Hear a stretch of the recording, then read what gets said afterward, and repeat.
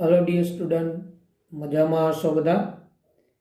Chemistry no आजनो आपणो lecture chapter number 13 में amine संयोजनों में आगळ वधीए। छेल्ले तमे लेक्चर नंबर 3 जोयो हशे। आजनो आपणो लेक्चर नंबर 4। तो बेसिकता में आगळ वधीए तो सौप्रथम आवे छे एलिफेटिक एमाइन अने एमोनियानी बेसिकतानी सरखामणी। Aliphatic amine RNH2 RH R2NH કે R3N અને એમોનિયા NH3 એની બેઝિકતાની સરખામણી કોણ વધુ કોની ઓછી। ટૂંકમાં આ પ્રશ્ન એવી રીતે પણ પૂછાય, એલિફેટિક એમાઇન સંયોજનોની બેઝિકતા એમોનિયા કરતાં વધુ હોય છે, શા માટે? કારણ આપી સમજાવો। 2 માર્કનો પ્રશ્ન બને। કોન્સેપ્ટ હું અહીંયા તમને સમજાવી દઈશ। પ્રશ્નનો જવાબ જે લખાણ છે તમને PDF આવે બુકની, એમાંથી વાંચવાનું। ખૂબ સરળ છે કોન્સેપ્ટ। જો આ એલિફેટિક એમાઇન અને એમોનિયાની બેઝિકતાની સરખામણી, એની બેઝિકતાનો આધાર છે ને એ બંનેમાંથી બનતા ધન આયનની સ્ટેબિલિટી ઉપર હોય।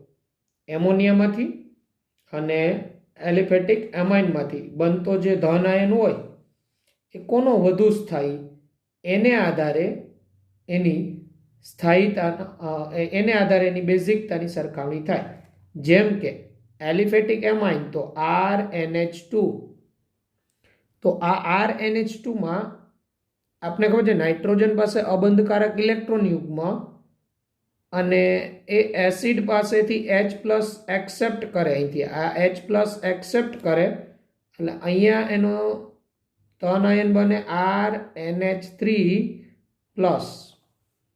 આ એલિફેટિક એમાઇનનું ટૂંકમાં આવું થયું R આ NH2 અથવા આમે લખી શકો, આમ અલગ અલગ બોન્ડ બતાવીને આ H+, તો અહીંથી આ H+ એક્સેપ્ટ કર્યો, અહીંયા શું બન્યું RNH3+। તો આ જે બેઝ છે એસિડ પાસેથી H+ સ્વીકારી, અહીંયા જે ધન આયન બને, આ ધન આયન ક્યારે સરળતાથી બને? તો આ બનતો ધન આયન જેનો મોર સ્ટેબલ હોય, બરાબર, જેનો મોર સ્ટેબલ હોય એની એ ધન આયન બનવાની વૃત્તિ વધુ હોય, એમ એની બેઝિકતા વધુ હોય। આ હતું આપણે અમાઇનમાં વાત કરી। હવે એમોનિયા હોય, એમોનિયા એટલે NH3, NH3 અહીંથી આ H+ એસિડમાંથી સ્વીકારે અને અહીંયા એનો NH4+ બનાવે। ટૂંકમાં કહીએ તો આ NH3 H+ સ્વીકારે અને અહીંયા NH4+। તો હવે આપણે જોવાનું આ NH4+, આ એમોનિયમ આયન અને આ જે છે એમાઇનનો જે ધન આયન, એ બેમાંથી સ્ટેબિલિટી કોની વધારે? તો જો અહીંયા તમને ખબર હોય તો દાતા સમૂહ છે, આલ્કાઇલ સમૂહ। આ દાતા સમૂહની પ્લસ આઈ અસર હોય, ધન પ્રેરક અસર। આ ધન પ્રેરક અસર એટલે અહીંથી આ ઇલેક્ટ્રોન યુગ્મ આના તરફ જાય એટલે આ નાઇટ્રોજન ઉપર ધન વીજભારની ઘનતા ઘટે।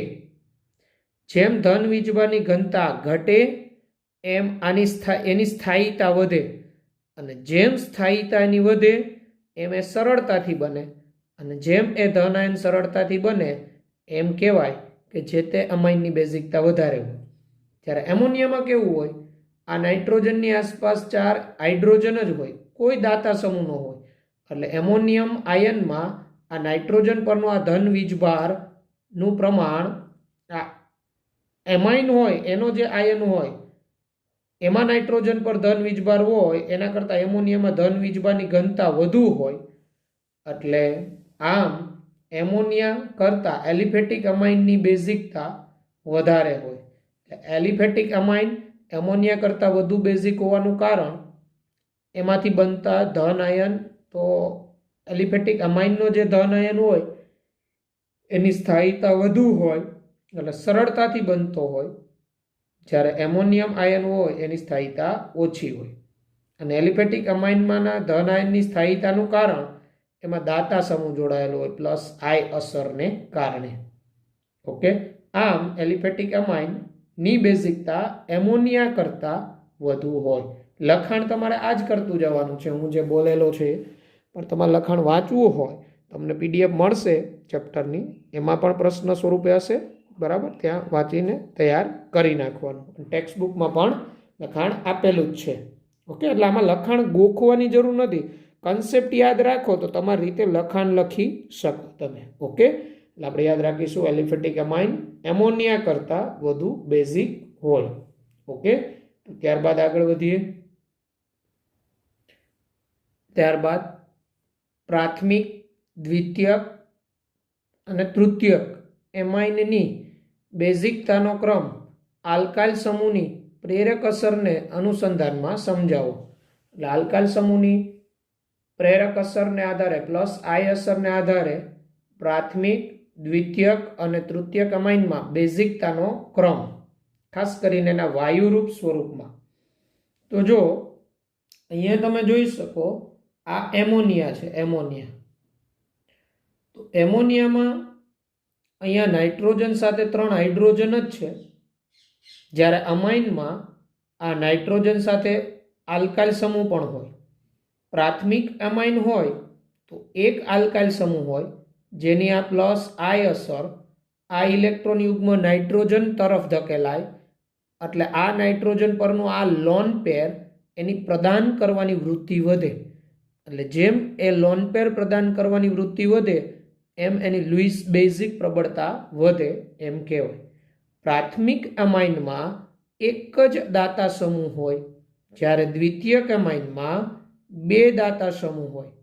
આ 2 દાતા સમૂહ એન તરફ ઇલેક્ટ્રોન યુગ્મ ધકેલે, એટલે આ નાઇટ્રોજનની ઇલેક્ટ્રોન યુગ્મ પ્રદાન કરવાની વૃત્તિ પ્રાથમિક કરતાં દ્વિતીયકમાં વધુ વધે.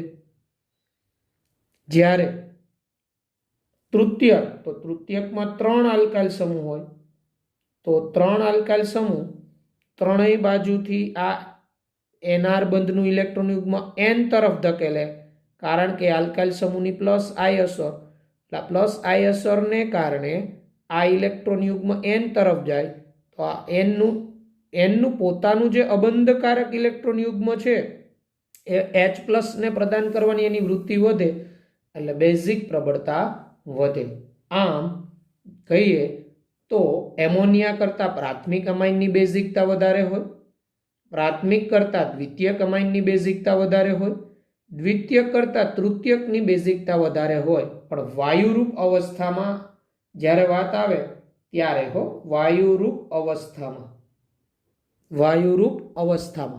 વાયુરૂપ અવસ્થામાં બેઝિકતા એમોનિયા એના કરતાં પ્રાથમિકની વધારે, પ્રાથમિક કરતાં દ્વિતીયકની વધારે, દ્વિતીયક કરતાં તૃતીયક અમાઇનની વધારે. આ બેઝિકતાનો ક્રમ થયો પ્લસ આઈ અસરને કારણે. એટલે આપણે એમસીક્યુ પૂછ્યો હોય ત્યાં આપણે ખાસ ધ્યાન રાખીશું કે વાયુરૂપ અવસ્થામાં અમાઇનની બેઝિકતાનો સાચો ક્રમ કયો. તો વાયુરૂપ અવસ્થા આવે ને ત્યારે ખાલી પ્લસ આઈ અસર જ જોવાની, ધન પ્રેરક અસર. જ્યારે જલીય અવસ્થામાં અન્ય ઘણા બીજા પરિબળો અસર કરે, જે હવે આપણે સમજીશું. તો આ પ્રશ્ન જે છે આનો જવાબ છે મેં જેમ અહીંયા તમને સમજાવ્યું એ જ રીતે તમારી રીતે મૌલિકતાથી પણ લખી શકો, અને આ મૌલિકતાથી ન લખવું હોય તો તમારી પાસે ટેક્સ્ટ બુક છે એમાં વાંચજો. પ્રાથમિક, દ્વિતીયક, તૃતીયક અમાઇનની બેઝિકતાનો ક્રમ આલ્કાઇલ સમૂહની પ્રેરક અસરને અનુસંધાનમાં સમજાવો. તો આ જે મેં સમજાવ્યું એ તમારે એક્સપ્લેન કરવાનું, બરાબર છે. કે એમોનિયા કરતાં શા માટે પ્રાથમિક, પ્રાથમિક કરતાં શા માટે દ્વિતીયક, દ્વિતીયક કરતાં શા માટે તૃતીયક અમાઇનની બેઝિકતા વધારે હોય વાયુરૂપ અવસ્થામાં. તો પ્લસ આઈ અસર અને અમાઇનની બેઝિકતા સમપ્રમાણમાં હોય. પ્લસ આઈ અસર વધે, અમાઇનની બેઝિકતા વધે.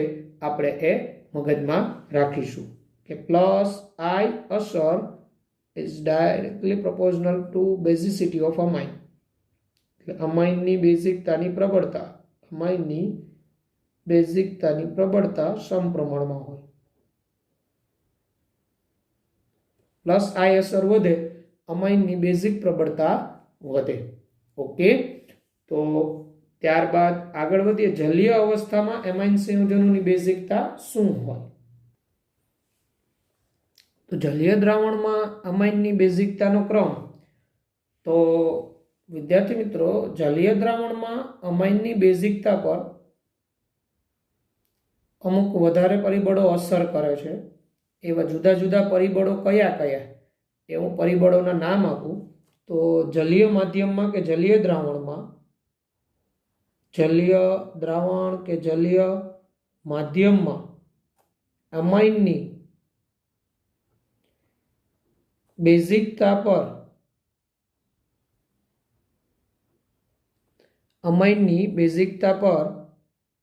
અસર કરતા પરિબળો,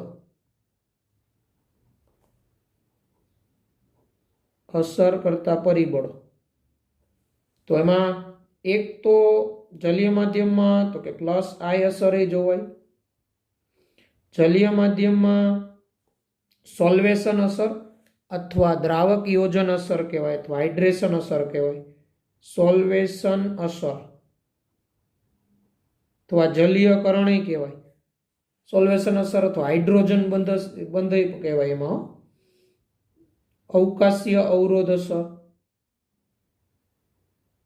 અવકાશીય અવરોધ, સોલ્વેશન અસર અથવા હાઇડ્રોજન બંધ.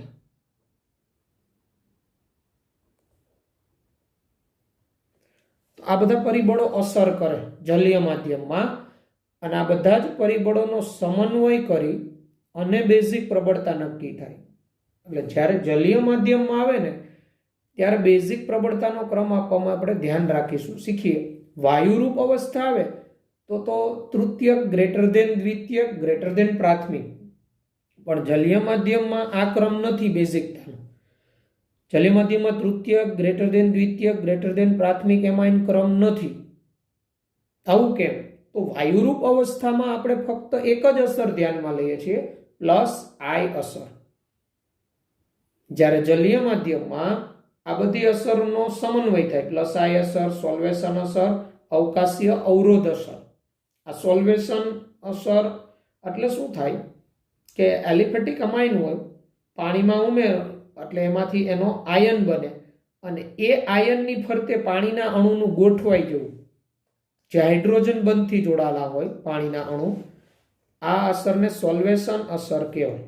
તો આ અસર જેમ વધુ હોય એમ એ ધન આયનની સ્થાયીતા વધુ હોય, એ બેઝિક પ્રબળતા વધે. આપણે ત્રણેય અસરને આધારે પહેલા ક્રમમાં બતાવું છું, અને પછી આપણે ત્રણેયનો સમન્વય કરી અને બેઝિક પ્રબળતાનો ક્રમ શું આવે એ આપણે સમજીએ.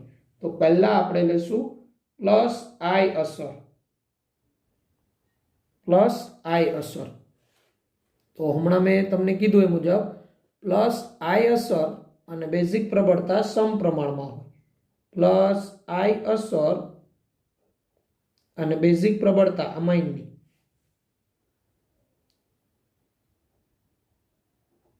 અમાઇનની બેઝિક પ્રબળતા સમપ્રમાણમાં હોય.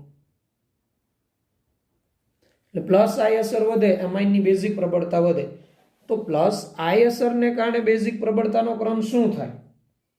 તો પ્લસ આઈ અસરને કારણે બેઝિક પ્રબળતા આ મુજબ થાય. બેઝિક પ્રબળતા જે હમણાં આપણે જોયું એ મુજબ, તૃતીયક એમાઇન ગ્રેટર દેન દ્વિતીયક એમાઇન ગ્રેટર દેન પ્રાથમિક એમાઇન. પ્લસ આઈ અસરને આધારે ક્રમ આ થાય બેઝિક પ્રબળતાનો.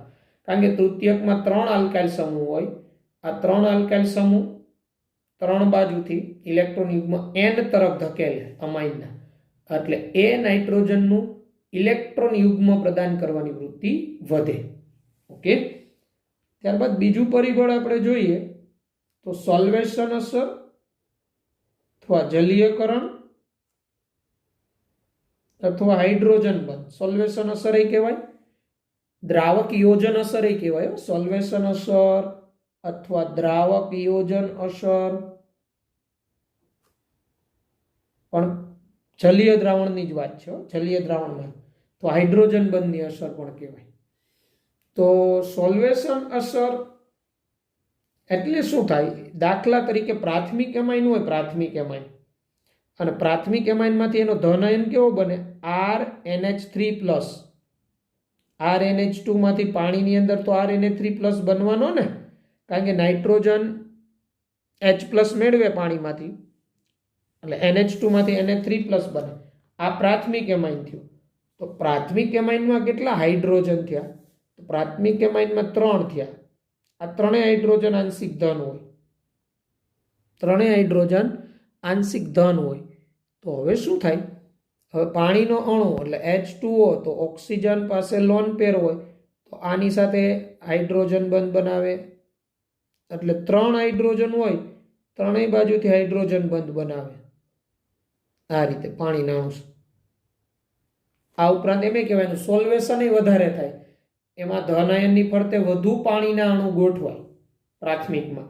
હવે દ્વિતીયક હોય એનું શું થવાનું, તો NH2+ થાય, કારણ કે દ્વિતીયક એમાઇન એટલે RNH તો હોય જ, પણ પાણીમાં નાખો એટલે નાઇટ્રોજન એક અબંધકારક ઇલેક્ટ્રોન યુગ્મ આપી H+ મેળવી લે, એટલે આવું થાય RNH2+.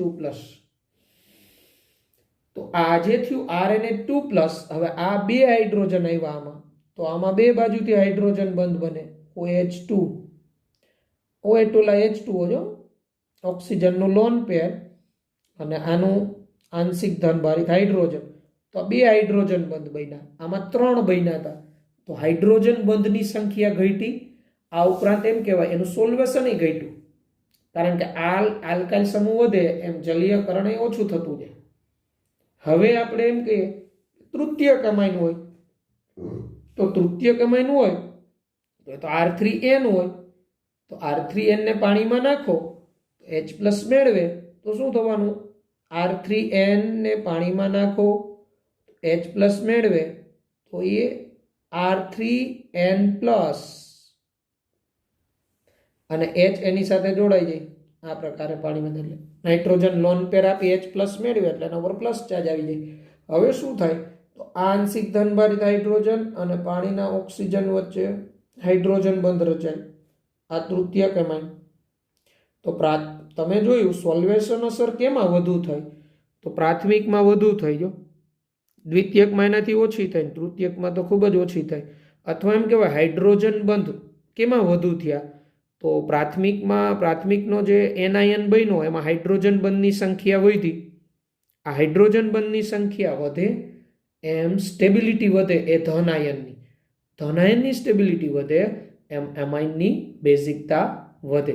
એટલે ટૂંકમાં આપણે કેવું હોય, તો સોલ્વેશન અસર અથવા હાઇડ્રોજન બંધ, સોલ્વેશન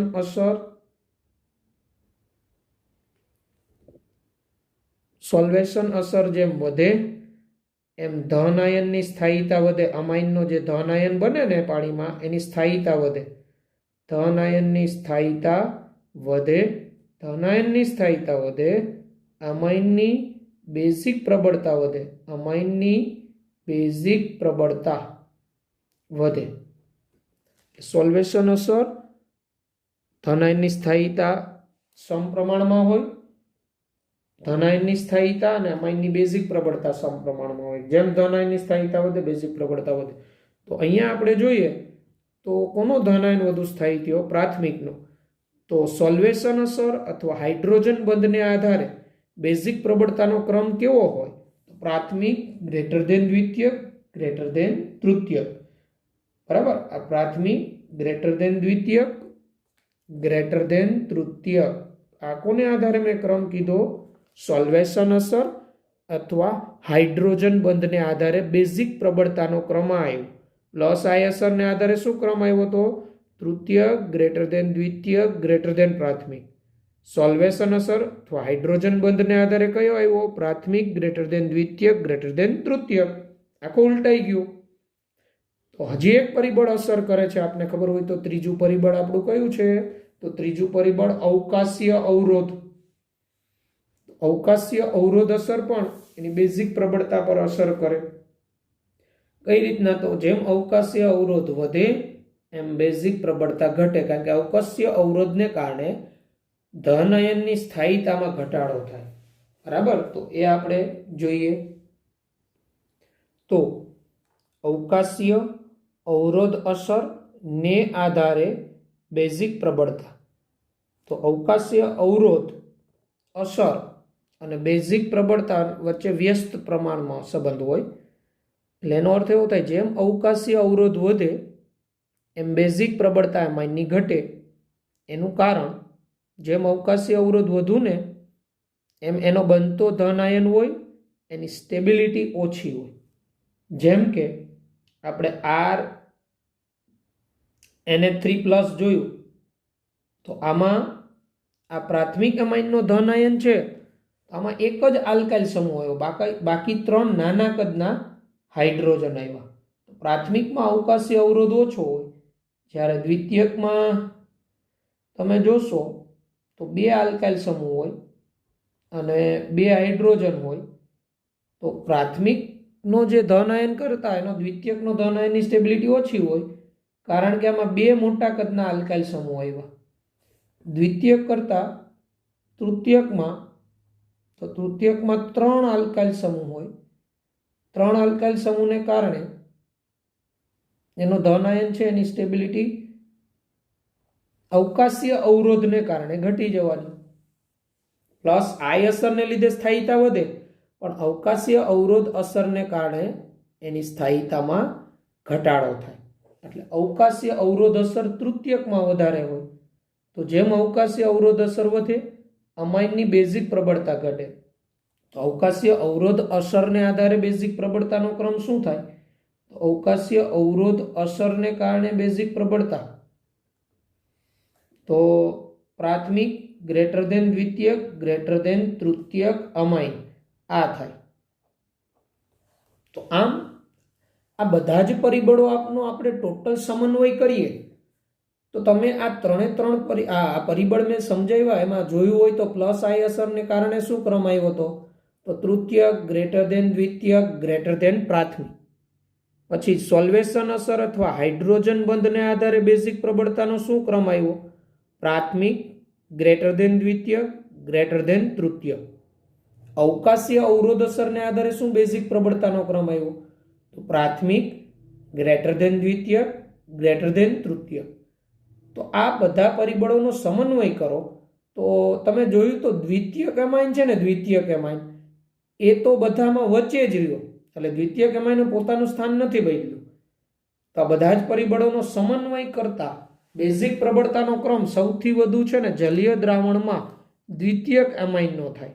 બધા જ પરિબળોના સમન્વયને આધારે બેઝિક પ્રબળતા, બધા જ પરિબળોના સમન્વયને આધારે, બધા જ પરિબળોના સમન્વયને આધારે બેઝિક પ્રબળતાનો ક્રમ, બેઝિક પ્રબળતા જલીય દ્રાવણમાં પ્રબળતાનો ક્રમ આ મુજબ આવે. દ્વિતીયક એમાઇન, જો મિથાઇલ સમૂહ હોય તો તમારો R તરીકે મિથાઇલ સમૂહ હોય ને CH3, R તરીકે તમારો મિથાઇલ સમૂહ હોય CH3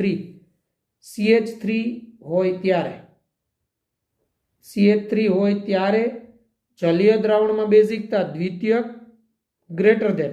હવે પ્રાથમિક અને તૃતીયકમાં કોની વધારે આવે એ આપણે જોવું હોય તો મિથાઇલ સમૂહ હોય ને ત્યારે પ્રાથમિક અને તૃતીયકમાં પ્રાથમિકની વધારે અને પછી તૃતીયક એમાઇન, અને એમોનિયા તો છેલ્લે જ આવે. હવે પ્રાથમિક અને તૃતીયકમાં એટલે મિથાઇલ સમૂહ હોય ત્યારે એટલે CH3NH2 ની CH3 થ્રાઇસ N કરતા વધુ હોય. હવે આ બેમાં કેમ આની વધુ? તો એનું કારણ, જો આમાં 3 CH3 છે એટલે પ્લસ આઈ અસર તો આની વધારે હોય, પણ બાકીના બે પરિબળોમાં છે ને તૃતીયક પાછળ રહી જાય. કેમ? તો કે આની અંદર 3 મિથાઇલ સમૂહ, અવકાશીય અવરોધ અસર એની ધન પ્રેરક અસર પ્લસ આઈ અસર કરતા વધી જાય. પરિણામે આ પ્રાથમિક એમાઇન એટલે મિથાઇલ સમૂહ હોય ત્યારે પ્રાથમિક ગ્રેટર દેન તૃતીયક. ટૂંકમાં આમાં અવકાશીય અવરોધ અસર 3 મિથાઇલ સમૂહની અવકાશીય અવરોધ અસર એ 3 મિથાઇલ સમૂહની પ્લસ આઈ અસર કરતા વધી જાય. એટલે અહીંયા હું તમને શોર્ટમાં કહું તો આમાં અવકાશીય અવરોધ છે ને, મિથાઇલ સમૂહ હોય ને ત્યારે અવકાશીય અવરોધ છે ને ઇઝ ગ્રેટર ધેન એની પ્લસ આઈ અસર, એટલે અવકાશીય અવરોધ અસર અહીંયા કરી દે. એટલે જ્યારે જલીય દ્રાવણ હોય, પ્રાથમિક, દ્વિતીયક, તૃતીયક એમાઇન આપ્યા હોય, બેઝિક પ્રબળતાનો ક્રમ કે તો સૌથી પહેલા દ્વિતીયક જ આવશે, પછી મિથાઇલ સમૂહ હોય ને CH3 તો પ્રાથમિક ગ્રેટર ધેન તૃતીયક થાય. પણ જો મિથાઇલ સમૂહ સિવાય કોઈ પણ સમૂહ હોય, આલ્કાઇલ સમૂહ, ઇથાઇલ, પ્રોપાઇલ વગેરે, જેમ કે ઇથાઇલ સમૂહ હોય C2H5 હોય તો જલીય દ્રાવણમાં બેઝિકતાનો ક્રમ, એટલે મિથાઇલ સિવાયના કોઈ પણ મોટા કદના આલ્કાઇલ સમૂહ હોય ત્યારે બેઝિક પ્રબળતા દ્વિતીયક પહેલા જ આવશે, દ્વિતીયક ગ્રેટર ધેન તૃતીયક ગ્રેટર ધેન પ્રાથમિક. જ્યારે મિથાઇલ સમૂહ સિવાયના કોઈ આલ્કાઇલ સમૂહ હોય, ઇથાઇલ સમૂહ હોય, પ્રોપાઇલ સમૂહ હોય, આઇસોપ્રોપાઇલ સમૂહ હોય તો ત્યારે તૃતીયક ગ્રેટર ધેન પ્રાથમિક. એનું કારણ શું? તો જો આમાં ઇથાઇલ સમૂહ 3 આવ્યા, C2H5 thrice N greater than C2H5NH2, તો થયું શું? તો ઇથાઇલ સમૂહ આવ્યો ને, ઇથાઇલ સમૂહ એટલે મિથાઇલ કરતા ઇથાઇલની પ્લસ આઈ અસર વધારે હોય. તો મિથાઇલ કરતા ઇથાઇલની પ્લસ આઈ વધુ, તો આ 3 ઇથાઇલ સમૂહ એટલે પ્લસ આઈ ખૂબ વધે, અવકાશીય અવરોધે વધે. પણ અહીંયા છે ને આની અંદર એની પ્લસ આઈ અવકાશીય અવરોધને વટાવી જાય. પર્ટિક્યુલર જ્યારે મિથાઇલ સિવાયના સમૂહ હોય ત્યારે પ્લસ આઈ અસર એની અવકાશીય અવરોધ અસર કરતા વધુ હોય. જ્યારે આમાં C2H5NH2 તો આમાં ઇથાઇલ સમૂહ આવ્યો એટલે આમાં સોલ્વેશન અસર એ ઘટે, બરાબર. અને આમાં પ્લસ આઈ ગ્રેટર ધેન સ્ટેરિક ઇન્ડ્રન્સ, અવકાશીય અવરોધ કરતા આમાં પ્લસ આઈ વધી જાય. આમ મિથાઇલ સિવાયના કોઈ પણ આલ્કાઇલ સમૂહ હોય ત્યારે બેઝિક પ્રબળતામાં તૃતીયક એમાઇન ગ્રેટર ધેન પ્રાથમિક એમાઇન થાય. આમ જલીય દ્રાવણમાં બેઝિક પ્રબળતાનો ક્રમ જો મિથાઇલ સમૂહ હોય તો દ્વિતીયક એમાઇન ગ્રેટર ધેન પ્રાથમિક એમાઇન ગ્રેટર ધેન તૃતીયક એમાઇન ગ્રેટર ધેન એમોનિયા. જ્યારે મિથાઇલ સમૂહ સિવાયના આલ્કાઇલ સમૂહ ઇથાઇલ, પ્રોપાઇલ વગેરે હોય ત્યારે બેઝિક પ્રબળતા દ્વિતીયક એમાઇન ગ્રેટર ધેન તૃતીયક એમાઇન ગ્રેટર ધેન પ્રાથમિક એમાઇન. તૃતીયક એટલા માટે આગળ આવી જાય કે એમાં અવકાશીય અવરોધ કરતા એની પ્લસ આઈ અસર, એટલે એની પ્લસ આઈ અસર અવકાશીય અવરોધ અસરને વટાવી જાય, એટલે તૃતીયક એમાઇન પ્રાથમિક એમાઇન કરતા વધુ બેઝિક પ્રબળતા પ્રાપ્ત કરે. આ જે ક્રમ હતો, આ બંને ક્રમ જે છે એ જલીય માધ્યમમાં, જલીય દ્રાવણમાં જ એમાઇનની બેઝિક પ્રબળતાના ક્રમ છે. જલીય માધ્યમ સિવાય કોઈ બેઝિક પ્રબળતાના ક્રમ કે, બરાબર, તો ત્યારે તો પ્લસ આઈ અસર ધ્યાનમાં લઈને જ આપી દેવાનું. આ ઉપરાંત એવા MCQ બને ફક્ત જે તે કોઈ એક અસરને આધારે બેઝિક પ્રબળતાનો ક્રમ પૂછે, જેમ કે પ્લસ આઈ અસરને આધારે બેઝિક પ્રબળતાનો ક્રમ સાચો કયો, તો તૃતીયક ગ્રેટર ધેન દ્વિતીયક ગ્રેટર ધેન પ્રાથમિક આવે. જો તમને એમ કે હાઇડ્રોજન બંધ કે સોલ્વેશન અસરને આધારે એમાઇનની બેઝિકતાનો ક્રમ કયો, બરાબર, સોલ્વેશન અસર હાઇડ્રોજન બંધ, તો ત્યારે બેઝિક પ્રબળતા પ્રાથમિક ગ્રેટર ધેન દ્વિતીયક ગ્રેટર ધેન તૃતીયક આવે, બરાબર. અને એમ કે અવકાશીય અવરોધ અસર ધ્યાનમાં લઈએ તો ત્યારે એમાઇનમાં બેઝિક પ્રબળતાનો ક્રમ, તો અવકાશીય અવરોધ વધે, બેઝિક પ્રબળતા ઘટે, તો ત્યારે પણ પ્રાથમિક ગ્રેટર ધેન દ્વિતીયક ગ્રેટર ધેન તૃતીયક આ મગજમાં રાખવાનું. અને કમ્પલસરી એમ જ પૂછી નાખે કે ચાલો જલીય માધ્યમમાં અમાઇનની બેઝિકતાનો ક્રમ કયો યોગ્ય, તો ABCD ઓપ્શનમાં જોવાના, અમાઇનમાં મિથાઇલ સમૂહ જોડાયેલો છે કે ઇથાઇલ, તો બેઝિક પ્રબળતાના આ ક્રમને અનુસરવા. ઓકે, આ મેં કન્સેપ્ટ્યુઅલ તમને સમજાવ્યું, કન્સેપ્ટ યાદ રાખો તો આના લખાણ તમારી રીતે કરી શકો. આનું લખાણ તમને ટેક્સ્ટબુકમાં વ્યવસ્થિત આપેલું છે, વાંચી જવાનું, અને આ જે છે શોર્ટમાં તમારે પ્રિપેરેશન કરવી હોય ત્યારે ઉપયોગી થાય. ઓકે, તો આ હતી એલિફેટિક અમાઇનમાં બેઝિક પ્રબળતા. વાયુરૂપ અવસ્થામાં તો તૃતીયક ગ્રેટર ધેન દ્વિતીયક ગ્રેટર ધેન પ્રાથમિક જ આવે, પણ જલીય માધ્યમ આવે ત્યારે બેઝિક પ્રબળતા આ કન્સેપ્ટને અનુસરવો. ઓકે, તો ત્યારબાદ આપણે હવે એરાઇલ એમાઇન એટલે કે એરોમેટિક એમાઇન એટલે કે એનિલિનની બેઝિકતાની સરખામણી એલિફેટિક એમાઇન અને એમોનિયા સાથે કરીએ અને સમજીએ.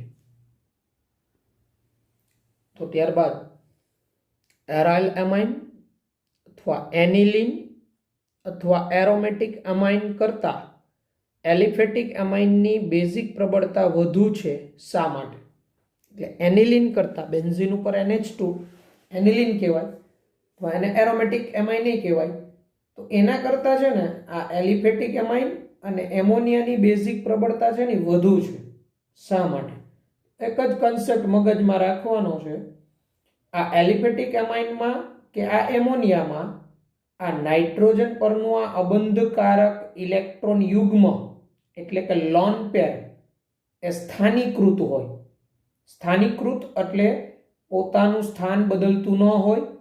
એટલે આ લોન પેર જે તે કોઈ H+ ને આપવા માટે અવેલેબલ જ હોય, ત્યાં જ હોય, સ્થાનીકૃત હોવાને કારણે. એટલે જેમ આ ઇલેક્ટ્રોન યુગ્મ સરળતાથી પ્રદાન થાય, બેઝિક પ્રબળતા વધે. જ્યારે તમે જોશો તો એનિલિનમાં શું થવાનું? તો એનિલિનમાં આ રીતે નાઇટ્રોજન ઉપરનું લોન પેર વિસ્થાનીકૃત હોય, ડીલોકેલાઇઝ હોય. અહીંયા આ NH2 અને એનિલિન કહેવાય. તો આમાં શું થાય? સંસ્પદનને કારણે આ લોન પેર વિસ્થાનીકૃત હોય. અહીંથી આ યુગ્મ અહીંયા આવે તો આ યુગ્મ અહીંયા આવે. એટલે આના આપણે આ 5 સંસ્પદન બંધારણો મળે. નાઇટ્રોજન ઉપર એમાં તમે જોશો તો 3 બંધારણ એવા હશે કે જેમાં નાઇટ્રોજન ઉપર લોન પેર જ નહીં હોય. અહીંયા NH2+, સોરી અહીંયા નેગેટિવ ચાર્જ આવશે, અહીંયા ડબલ બોન્ડ નહીં કરતા. હવે આ યુગ્મ અહીંયા આવે તો આ યુગ્મ અહીંયા જાય. આ તમને રેઝોનન્સ કરતા આવડે છે. આ પ્રકારના સ્ટ્રક્ચર દોરતા હતા પ્લસ આર અસર કહેવાય. હવે અહીંથી આ યુગ્મ અહીંયા આવ્યું તો અહીંયા નેગેટિવ ચાર્જ આવે અને આ NH2+. તો એનિલિનમાં આ રીતે નાઇટ્રોજન પર અબંધકારક ઇલેક્ટ્રોન યુગ્મ સરળતાથી પ્રાપ્ત ન હોય. સરળતાથી પ્રાપ્ત ન હોય એટલે એમોનિયા અને એલિફેટિક અમાઇનની જેમ એનિલિનમાં નાઇટ્રોજન પર અબંધકારક ઇલેક્ટ્રોન યુગ્મ સરળતાથી પ્રાપ્ત ન હોય. આમ એની બેઝિક પ્રબળતા ઓછી હોય. હવે અહીંથી આ યુગ્મ અહીંયા આવે તો આ યુગ્મ પાછું આમ જાય. આમ આ 5 સંસ્પદન બંધારણ પૈકી 3 સંસ્પદન બંધારણ, જેમાં આ બીજું, ત્રીજું ને ચોથું, જેમાં નાઇટ્રોજન પર લોન પેર હાજર જ નથી. તો આમ એની ઇલેક્ટ્રોન યુગ્મ પ્રદાન કરવાની વૃત્તિ એલિફેટિક એમાઇન અને એમોનિયા કરતાં ઓછી હોય. એટલે શું કન્સેપ્ટ થયો? એલિફેટિક એમાઇન અને એમોનિયામાં નાઇટ્રોજન પર અબંધકારક ઇલેક્ટ્રોન યુગ્મ સ્થાનીકૃત હોય, જ્યારે એનિલિનમાં એટલે કે એરોમેટિક એમાઇનમાં અથવા એરાઇલ એમાઇનમાં નાઇટ્રોજન પરનું આ અબંધકારક ઇલેક્ટ્રોન યુગ્મ સંસ્પદનને કારણે પ્રસરેલું હોય રિંગમાં. આમ તેમાં નાઇટ્રોજન પર અબંધકારક ઇલેક્ટ્રોન યુગ્મ સરળતાથી પ્રાપ્ય ન હોય એટલે એની બેઝિક પ્રબળતા ઓછી હોય. આ ઉપરાંત એનિલિનમાંથી એનિલિનિયમ આયન બને. જો આ એનિલિન હોય એમાંથી કયો એનિલિનિયમ આયન બને? H+ મેળવીને, બરાબર. એનિલિનમાંથી આ એનિલિનિયમ આયન બન્યું અને એનિલિનિયમ આયન કહેવાય. તો આ એનિલિનિયમ આયનની સ્થાયીતા એનિલિન કરતાં ઓછી હોય. આની સ્થાયીતા આ એનિલિન કરતાં ઓછી હોય. એનું શું કારણ? તો આની અંદર સંસ્પદનથી 2 જ બંધારણ મળે અને જેમાં નાઇટ્રોજન પર એક ચાર્જ હોય જ, પ્લસ ચાર્જ જ રહે. તો વધુ વિદ્યુત ઋણ ઉપર પ્લસ ચાર્જ જેમ રહે એમ સ્ટેબિલિટી ઓછી જ રહેવાની છે. આના 2 જ સંસ્પદન બંધારણ મળે અને નાઇટ્રોજન ઉપર પ્લસ ચાર્જ તો સ્થાનીકૃત જ રહેવાનો. તો વધુ વિદ્યુત ઋણ ઉપર પ્લસ ચાર્જ, સ્ટેબિલિટી ઓછી જ થવાની. આ 1 અને 2. એટલે આ એનિલિનમાંથી આ એનિલિનિયમ આયન સરળતાથી ન બને. તો આ એનિલિનિયમ આયન સરળતાથી ન બને તો બેઝિક પ્રબળતા ઓછી જોવાની ને. હવે આ કેમ સરળતાથી ન બને? તો એનિલિનિયમ આયનના આ બે જ સંસ્પદન બંધારણ મળે, જ્યારે એનિલિનના કેટલા સંસ્પદન બંધારણ? 5. આમ એનિલિન એ એનિલિનિયમ આયન કરતાં વધુ સ્થાયી છે, એટલે એનિલિનમાંથી એનિલિનિયમ આયન સરળતાથી ન બને. આમ પણ એનિલિનની બેઝિક પ્રબળતા ઓછી થાય. એટલે આપને અલગથી પણ એવો પ્રશ્ન પૂછે કે એનિલિન કરતાં એનિલિનિયમ આયનની સ્થાયીતા ઓછી હોય, સમજાવો. તો આ એનિલિનના 5 બંધારણ બતાવવાના. સંસ્પદન બંધારણ 5 છે. એનિલિનિયમ આયનમાં આ બે જ સંસ્પદન બંધારણ બને. આમ એનિલિનની સ્થાયીતા એનિલિનિયમ આયન કરતાં વધુ હોય. ઓકે, એમ સમજાવી શકાય. એટલે આ રીતે આ પ્રશ્નના જવાબમાં આપણે સમજાવવાનું છે કે એલિફેટિક એમાઇન કરતાં આ એનિલિન કે એરોમેટિક એમાઇન કેમ બેઝિક પ્રબળતા વધુ છે. તો આ હું બોલતો ગયો એ રીતે સમજાવવાનું છે. આ સમજી લેજો ને, લખાણ છે એ ટેક્સ્ટબુકમાં તમને આપેલું છે એ મુજબ. બરાબર. એમોનિયા પણ એનિલિન કરતાં વધુ બેઝિક, એટલે બેઝિક પ્રબળતાનો ક્રમ હવે આવો થાય: aliphatic amine greater than aniline greater than ammonia. Aliphatic amine greater than aniline, aliphatic amine, પછી એમોનિયા અને પછી aniline. Aliphatic amine greater than ammonia greater than aromatic amine અથવા એનિલિન. આ બેઝિક પ્રબળતાનો ક્રમ થાય. બરાબર. તો આ એરાઇલ એમાઇન અથવા એરોમેટિક એમાઇન કરતાં એલિફેટિક એમાઇનની બેઝિક પ્રબળતા આ રીતે વધુ હોય. તો કન્સેપ્ટ યાદ રાખવાનો, લખાણ છે ટેક્સ્ટબુકમાં આપેલું, સમજી લેવાનું. અને કન્સેપ્ટ યાદ રાખશો તો તમારી રીતે પણ તમે થિયરી સ્વરૂપે પ્રશ્ન આવે આ રીતે તો સમજાવી શકો. ઓકે. તો ત્યારબાદ આપણે આ જે એનિલિન આવ્યું એરોમેટિક એમાઇન, હવે એરોમેટિક એમાઇનમાં દાતા સમૂહ કે આકર્ષક સમૂહ જોડાય તો બેઝિક પ્રબળતા શું હોય? તો એ આપણે સમજવાનું છે. દાતા સમૂહ કે આકર્ષક સમૂહ જોડાય તો એનો બેઝિક પ્રબળતાનો ક્રમ શું થાય એ આપણે વાત કરીએ. ઓકે. એરોમેટિક અમાઇનની બેઝિક પ્રબળતામાં આપણે જોઈએ તો ઇલેક્ટ્રોન દાતા સમૂહ જોડાય. ઇલેક્ટ્રોન દાતા સમૂહ જેની +I અને +R અસર હોય એવા સમૂહ જોડાય તો બેઝિક પ્રબળતા પર શું અસર થાય?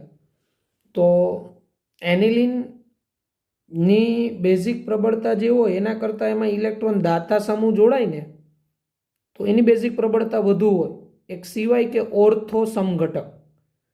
ઓર્થો સમઘટક હોય ને એની બેઝિક પ્રબળતા મોટે ભાગે એનિલિન કરતાં ઓછી જ હોય, કારણ કે ઓર્થો સમઘટકમાં ઓર્થો ઇફેક્ટ, એટલે એનિલિનમાંથી જે એનિલિનિયમ આયન બને Na3+ અને ઓર્થો સ્થાને જે સમૂહ હોય ને એમની વચ્ચે અપાકર્ષણ, અવકાશીય અવરોધને કારણે એ આયનની સ્ટેબિલિટી સૌથી ઓછી હોય. બરાબર. એટલે એનિલિન કરતાં ઇલેક્ટ્રોન દાતા સમૂહ જોડાય ને એવા એનિલિનની બેઝિક પ્રબળતા વધુ હોય, એક સિવાય કે ઓર્થો સમઘટક. શા માટે આવું? તો અહીંયા નાઇટ્રોજન પર લોન પેર હોય. હવે જો આમાં ઇલેક્ટ્રોન દાતા સમૂહ જોડાય તો આ નાઇટ્રોજન તરફ ઇલેક્ટ્રોન યુગ્મ ધકેલે તો આ નાઇટ્રોજનની લોન પેર પ્રદાન કરવાની વૃત્તિ વધે.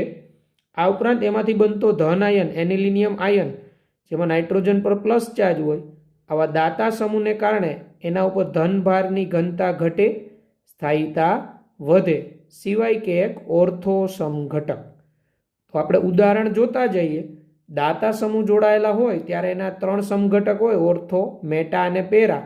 તો એ ઓર્થો, મેટા, પેરામાં બેઝિક પ્રબળતાનો ક્રમ શું હોય જ્યારે દાતા સમૂહ જોડાયેલા હોય ત્યારે? ઓકે, એ ક્રમ જોઈએ. આ રીતે ટોલ્યુડિનની સંલગ્ન બેઝિક પ્રબળતા. બેન્ઝીન ચક્ર ઉપર NH2 અને CH3 જોડાયેલા હોય તેને ટોલ્યુડિન કહેવાય. જો CH3 4 સ્થાને હોય તો પેરાટોલ્યુડિન, 3 સ્થાને હોય તો મેટાટોલ્યુડિન અને 2 સ્થાને હોય તો ઓર્થોટોલ્યુડિન.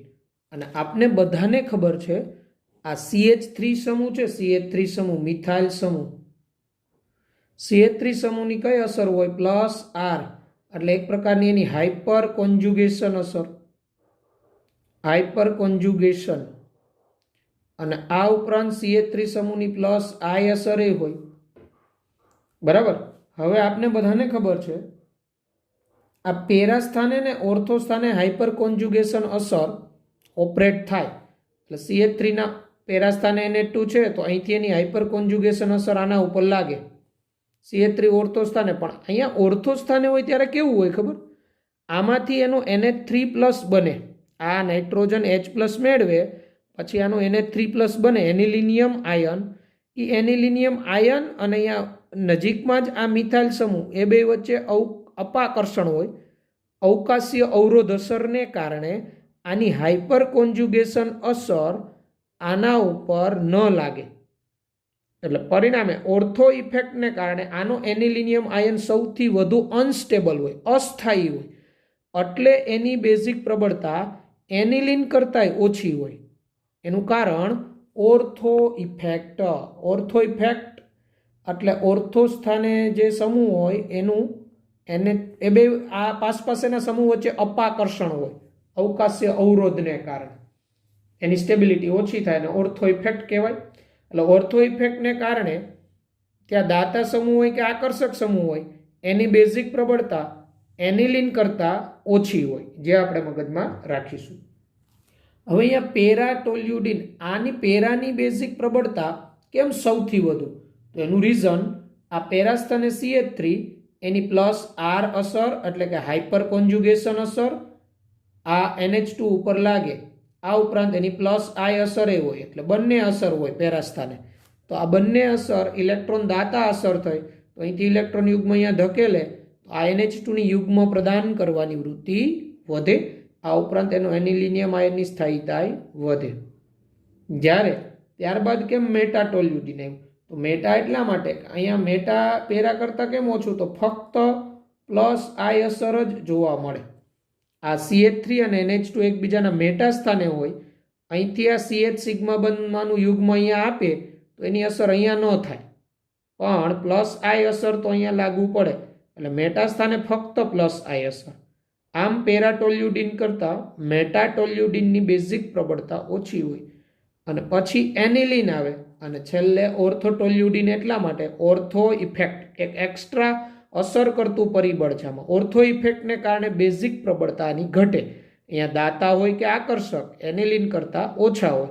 અમુક એવા અપવાદ છે કે જેમાં હાઇડ્રોજન બંધ રચાઈ જતો હોય ને એનિલિનિયમ આયન સાથે, તો એની બેઝિક પ્રબળતા એનિલિન કરતાં વધી જાય. એવું આવશે આપણે OH સમૂહ જોડાયેલો હોય ત્યારે. ઓકે, એટલે CH3 સમૂહ જોડાયેલો હોય ત્યારે બેઝિક પ્રબળતા para greater than meta greater than aniline greater than ortho. Concept મેં તમને સમજાવ્યું. ઓકે, ત્યારબાદ આ રીતે એનિસિડિન હોય, NH2 અને OCH3 સમૂહ હોય ને જોડાયેલા, ત્યારે એને સામાન્ય રીતે એનિસિડિન કહેવાય. બરાબર. તો મિથોક્સી એનિલિન અને હાઇડ્રોક્સી એનિલિનમાં સંલગ્ન બેઝિક પ્રબળતા. મિથોક્સી OCH3 સમૂહ, તો આપણે બધાને ખબર હોય તો OCH3 સમૂહ એમાં ઓક્સિજન પર લોન પેર હોય. OCH3 સમૂહ આ રીતે, આ OCH3 સમૂહ ઓક્સિજન પર લોન પેર હોય.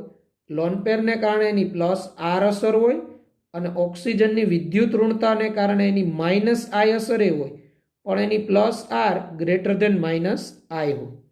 તો આપણે બધાને ખબર છે આ પેરા સ્થાને OCH3 હોય તો ત્યાં એની પ્લસ આર અસર, આ પ્લસ આર અસર અને એની માઇનસ આઈ અસર તો ખૂબ ઓછી હોય. માઇનસ આઈ ઓછી હોય, સૌથી વધુ માઇનસ આઈ ઓર્થોએ હોય, કારણ કે નજીક હોય, પછી મેટાય હોય, પછી પેરાય હોય. અહીંયા આ જે છે OCH3 સમૂહ,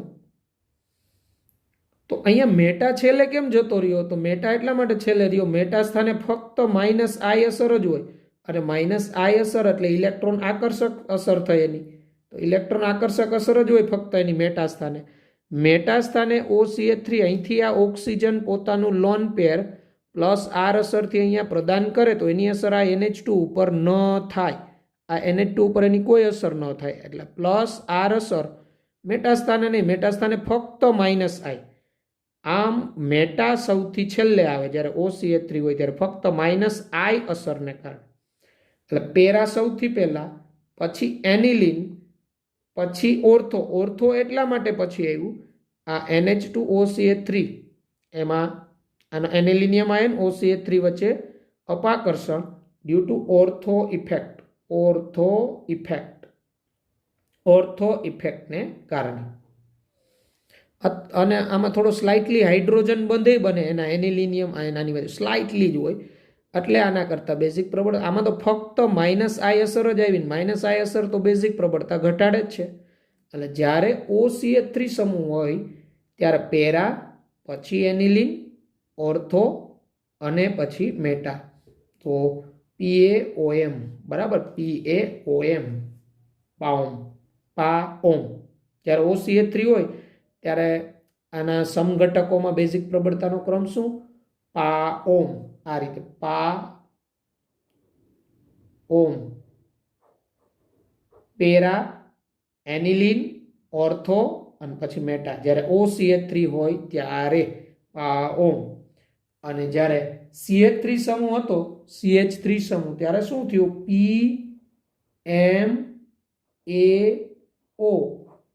PMAO બરાબર, PMAO. અને આમાં પાઓમ. OCH3 હોય ત્યારે કન્સેપ્ટ તમને મેં જણાવ્યું. ઓકે.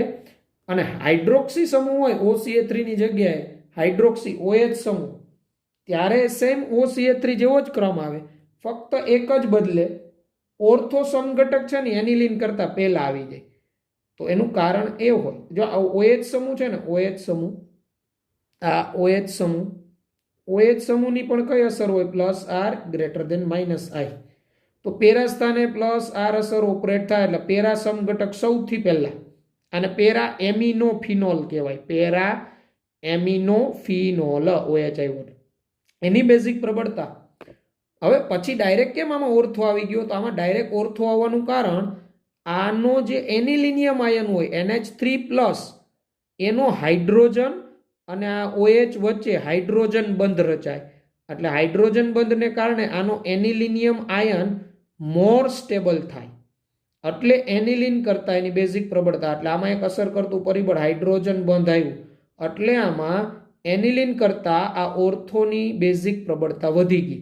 એટલે OCH3 અને OH હોય એમાં બેઝિક પ્રબળતામાં અહીંયા જ એક ફેર આવે, ઓર્થો એનિલિન કરતા પહેલા આવી જાય. બેયમાં મેટા તો છેલ્લે જ રહેશે, કારણ કે મેટા સ્થાને OH હોય તો ત્યાં ફક્ત એની કેવી અસર હોય? માઇનસ આઈ અસર જ હોય, અને માઇનસ આઈ અસર બેઝિક પ્રબળતા ઘટાડે.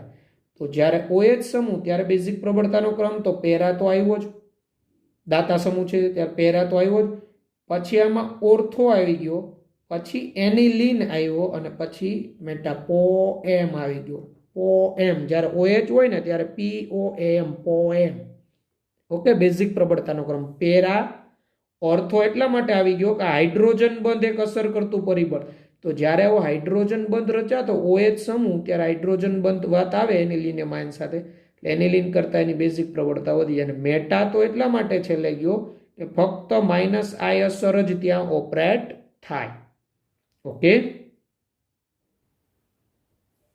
અહીંયા જે મેં સમજાયું કે OH સમૂહ હોય ને ત્યારે એનો જે NH3+ બને ને, એમાં NH3+ નો આંશિક ધન હાઇડ્રોજન ઓક્સિજન પરના લોન પેર વચ્ચે આકર્ષણ થાય, એને ઇન્ટ્રામોલેક્યુલર હાઇડ્રોજન બોન્ડ કહેવાય. આંતઃ આણ્વીય હાઇડ્રોજન બંધને કારણે ઓર્થો એમિનોફિનોલ નો એનિલિનિયમ આયન મોર સ્ટેબલ હોય, એટલે એનિલિન કરતા ઓર્થો એમિનોફિનોલની બેઝિક પ્રબળતા વધુ. એટલે અહીંયા લખ્યું ઓર્થો એમિનોફિનોલ એ એનિલિન કરતા વધુ બેઝિક હોય, કારણ કે તેનો એનિલિનિયમ આયન, એટલે ઓર્થો એમિનોફિનોલનો એનિલિનિયમ આયન હાઇડ્રોજન બંધને કારણે વધુ સ્થાયી હોય, પરિણામે એની બેઝિક પ્રબળતા એનિલિન કરતાં વધુ હોય.